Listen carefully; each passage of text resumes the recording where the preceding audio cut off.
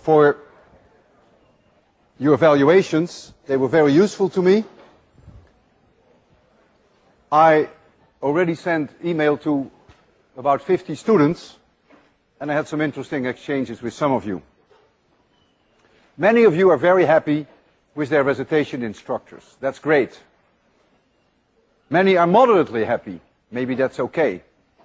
But there are quite a few who are very unhappy with their recitation instructors. If you are very unhappy with your recitation instructor, you are complete idiots if you stay in that recitation. We have 13 recitation instructors, and I can assure you that it will be very easy to find one that agrees with you. You can come and see me if that helps. Some are better than others. That's the way it goes in life. Some students would like to see more cut and dry problem solving in my lectures. I think that's really the domain of recitations. Lectures and recitations are complementary. In lectures, I prefer to go over the concepts, and I always give numerical examples to support the concepts in a way that's problem solving. And I show demonstrations to further support the concepts, because seeing obviously is believing. I try to make you see through the dumb equations, and admittedly, my methods are sometimes somewhat different from what you're used to here at MIT. I try to inspire you, and at times I try to make you wonder and think. And I want to keep it that way. I believe that hardcore problem solving is really the domain of the recitations. Many of you found the exam too easy, and many of you found the exam too hard. Some complained it was too hard because it was too easy. Quite ironic, isn't it? They say, we want more math. We want more standard problems. Look, who wants more math? I'm teaching physics. I test you physics. I don't test your math abilities.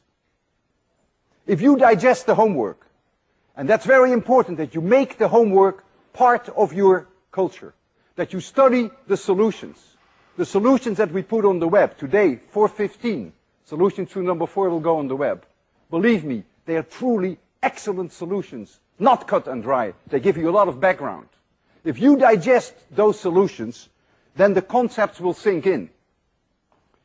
And now, at your 50-minute test, do you really want problems which are complicated maths? Clearly not. I could try that during next exam, but then I may have to buy myself a bulletproof vest to be safe. Concepts is what matters. When I gave my exam review here, I highlighted the concept. Each little problem that I did here was extremely simple. Conceptually, they were not so simple. But from a math point of view, trivial. Clearly, I cannot cover all the subjects in a 50-minute exam. I have to make a choice.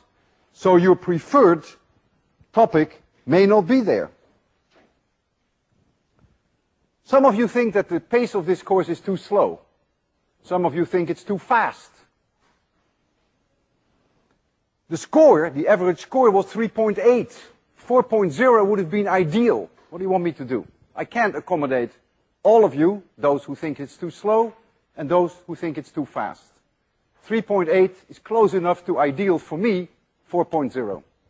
And so, I'll have to leave it the way it is. Besides that, keep in mind, you are now at MIT. You're no longer in high school. Now the good news. There were quite a few students who said the homework is too long. Not a single person said it was too short. I can fix that. I will reduce all future assignments by about 25%, effective tomorrow. I have already taken off assignment number 5, 2 problems. You're down now to 7. And I will do that, all assignments that are coming up. My pleasure. Today, I'm going to cover with you something that conceptually is the most difficult of all of 802. And you will need time to digest it. And if you think that what you're going to see is crazy, then you're not alone. The only good news is that conceptually it's not going to become more difficult. Remember that Ørsted in 1819 discovered that a steady current produces a steady magnetic field, and that connected electricity with magnetism.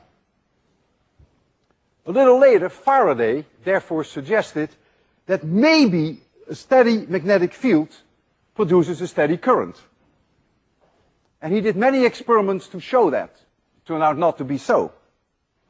And one way he tried that is as followed. He had here a battery with a switch, and here he had a solenoid.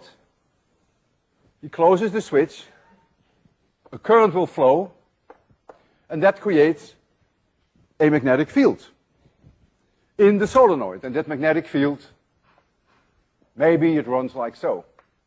Depends on the direction of the current.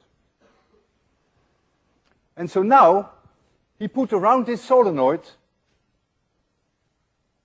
a loop. Let's call this loop number 2. That was around the solenoid. And let's call this loop number 1, of which the solenoid is part. Whenever there was a current in number 1, he never managed to see a current in number 2. If there is a current going in number 1, there is a magnetic field. And that magnetic field is seen, of course, by the conductor number 2, by that loop. Never any current. And so he concluded that a steady magnetic field, as produced by the solenoid, circuit 1, does not produce a steady current in number 2. But then one day, he noticed that as he closed the switch, he saw a current in number 2. And when he opened the switch, again he saw a current in number 2. And therefore he now concluded that a changing magnetic field is causing a current. Not a steady magnetic field, but a changing magnetic field. And this was a profound discovery which changed our world, and it contributed largely to the technological revolution of the late 19th and early 20th century. A current, therefore an electric field, can be produced by a changing magnetic field. And that phenomenon is called electromagnetic induction. And that phenomenon runs our economy, as you will see in the next few lectures.